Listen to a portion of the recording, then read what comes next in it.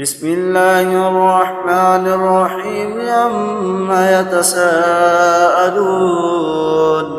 عن النبأ العظيم الذي هم فيه مختلفون كلا سيعلمون ثم كلا سيعلمون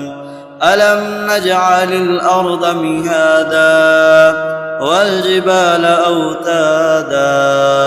وخلقناكم أزواجا وجعلنا نومكم سباتا وجعلنا الليل لباسا وجعلنا النهار معاشا وبنينا فوقكم سبعا شدادا وجعلنا سراجا وهاجا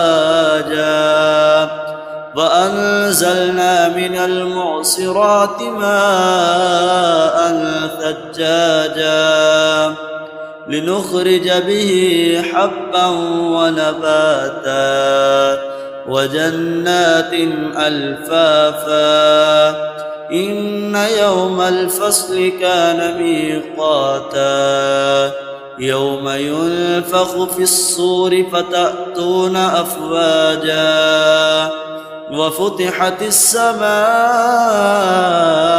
فكانت أبوابا وسيرت الجبال فكانت سرابا إن جهنم كانت مرصادا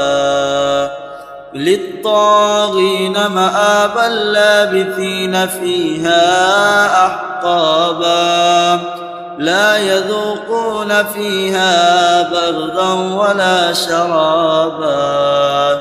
إلا حميما وغساقا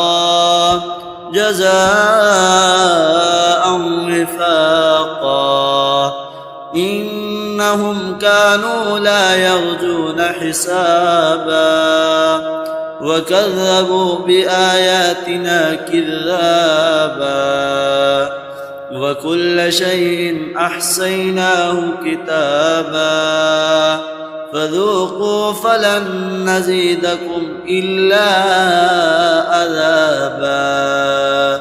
إن للمتقين مفازا حدائق وأعنابا وكواعب أترابا وكأسا دهاقا لا يسمعون فيها لغوا ولا كذابا جزاء من ربك عطاء حسابا رب السماوات والأرض